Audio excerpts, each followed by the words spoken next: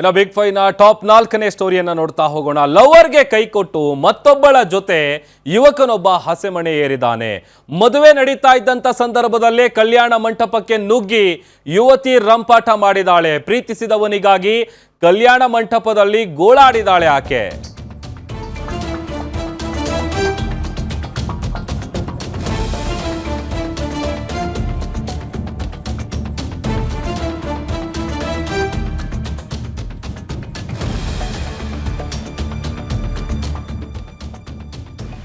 ಪ್ರೀತಿಸಿ ನಿನ್ನನ್ನೇ ಮದುವೆ ಆಗ್ತೀನಿ ಅಂತ ನಂಬಿಸಿದ್ದ ಯುವಕ ಬೇರೊಂದು ಯುವತಿಯೊಟ್ಟಿಗೆ ಹಸೆಮಣೆ ಏರ್ತಾ ಇದ್ದ. ಈ ವೇಳೆ ಕಲ್ಯಾಣ ಮಂಟಪಕ್ಕೆ ಎಂಟ್ರಿ ಕೊಟ್ಟ ಯುವತಿ ರಂಪಾಟ ಮಾಡಿದಾಳೆ. ಪ್ರೀತಿಸಿದವನಿಗಾಗಿ ಕಲ್ಯಾಣ ಮಂಟಪದಲ್ಲಿ ಗೋಳಾಡಿದಾಳೆ. ಚಿಕ್ಕಮಗಳೂರಿನ ಬೇಲೂರು ರಸ್ತೆಯಲ್ಲಿರುವಂತಹ ಕಲ್ಯಾಣ ಮಂಟಪ. ದಿಢೀರಂತ ಮಂಟಪಕ್ಕೆ ನುಗ್ಗಿ ನಾನು ಶರತ್ ಇಬ್ರು ಕೂಡ ಲವರ್ಸ್ಗಳು ಅಂತ ಯುವತಿ ಹೇಳಿದಾಳೆ.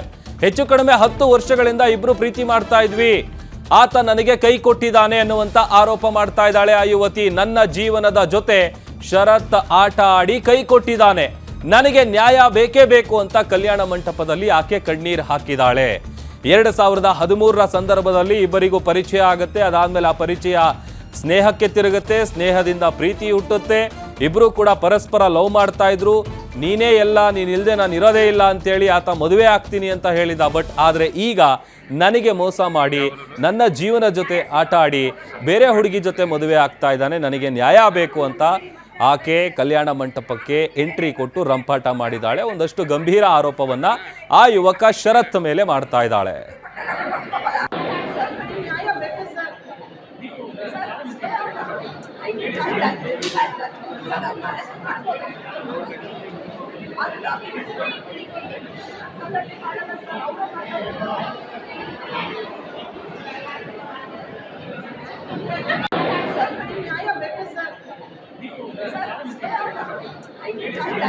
ಸರ್ ಅಂದ್ರೆ 10 ವರ್ಷದಿಂದ ಪರಿಚಯ ಇರುತ್ತೆ, ಪ್ರೀತಿ ಇರುತ್ತೆ, ನೆಕ್ಸ್ಟ್ ಮದ್ವೆ ಅಂತ ಹೇಳಿ ಎಲ್ಲ ಆಶ್ವಾಸನೆ ಕೊಟ್ಟು ಮದ್ವೆ ಆಗ್ಬೇಕಾಗಿರುತ್ತೆ ನನ್ ಜೊತೆ. ಬಟ್ ಇವ್ರೇನ್ ಮಾಡ್ತಾರೆ, ಇದಕ್ ಮುಂಚೆನೆ ನನ್ ಪರಿಚಯಕ್ಕಿಂತ ಮುಂಚೆನೆ ಒಂದ್ ಮದ್ವೆ ಆಗಿ ಡೈವರ್ಸ್ ಆಗಿರೋ ವಿಷಯ ಕೊನೆಗ್ ಗೊತ್ತಾಗುತ್ತೆ ನನಗೆ. ಆಮೇಲೆ ನನ್ಗೆ ಎಲ್ಲದನ್ನು ಸಹಿಸ್ಕೊಂಡು ಮುಂದೆ ಹೋಗ್ತಾ ಇದ್ರು ಕೂಡ ನೆಕ್ಸ್ಟ್ ಇವ್ನೇನ್ ಮಾಡ್ತಾರೆ, ಬೇರೆ ಹೆಣ್ಮಕ್ಳಿಗೆ ಹಣ ಆಸ್ತಿಗೋಸ್ಕರ ಒಪ್ಪಿಗೆ ಕೊಟ್ಟು ಮದ್ವೆ ವಿಷಯಕ್ಕೆ ಅವ್ರ ಕಡೆ ಕಮಿಟ್ ಆಗ್ತಾರೆ, ನನಗೆ ಅನ್ಯಾಯ ಮಾಡ್ತಾರೆ. ಹಾಗಾಗಿ ನಾನು ಕಂಪ್ಲೇಂಟ್ ಮಾಡ್ತೀನಿ. ಆಲ್ದೂರ್ ಪೊಲೀಸ್ ಸ್ಟೇಷನ್ ಅಲ್ಲಿ FIR ಆಗಿದೆ, ಅಟ್ರಾಸಿಟಿ ಕೇಸ್ ಆಗಿದೆ, ಜೊತೆಗೆ 4-5 ಕೇಸ್ ಆಗಿದೆ ಇವನ್ ಮೇಲೆ, ಸೆಕ್ಷನ್ಸ್ ಎಲ್ಲ. ಅದ್ರ ಜೊತೆಗೆ ಇವನು ಈಗ ಮದ್ವೆ ಆಗ್ಬಿಟ್ಟಿದ್ದಾನೆ. ನಿನ್ನೆ ಮದ್ವೆ ಚಪ್ರಶಾಸ್ತ್ರ ಆಗಿದೆ, ಇವತ್ ಮದ್ವೆ ಆಗಿದೆ. ನಿನ್ನೆ ನಾನು ಹೋಗಿ ಕೇಳಿದಕ್ಕೆ ಸ್ಟೇಟ್ಮೆಂಟ್ ಎಲ್ಲ ಬರ್ದ್ ಕೊಟ್ಟಿದ್ದಾನೆ, ಮದ್ವೆ ಆಗಲ್ಲ ಇವಳನ್ನ ಅಂತ ಹೇಳಿ. ಬಟ್ ಈಗ ಮದ್ವೆ ನಿಲ್ಸಕ್ ಆಗಲ್ಲ ಅಂತ ಹೇಳಿ ಕಾನೂನು ಮುಖಾಂತರವಾಗಿ ಹೋರಾಟ ಮಾಡ್ತಾನಂತೆ. ಸೊ ಹಾಗಾಗಿ ನಾನು ಕೂಡ ಕಾನೂನು ಮುಖಾಂತರವಾಗಿ ಹೋರಾಟ ಮಾಡ್ತೀನಿ ಸರ್. ಅಂದ್ರೆ ಇಲ್ಲಿ ಅವರು ನಿಮ್ಗೆ ಪ್ರೀತಿಸಿರುವಂತ ವಿಚಾರ ಮೊದಲು ಮದುವೆ ಆಗಿರುವಂತ ವಿಚಾರ ಗೊತ್ತಿರಲಿಲ್ಲ? ಇಲ್ಲ ಸರ್, ದೇವರಾಣೆ ನನಗೆ ಅದ್ರ ಬಗ್ಗೆ ಯಾವುದೇ ಮಾಹಿತಿ ಇಲ್ಲ.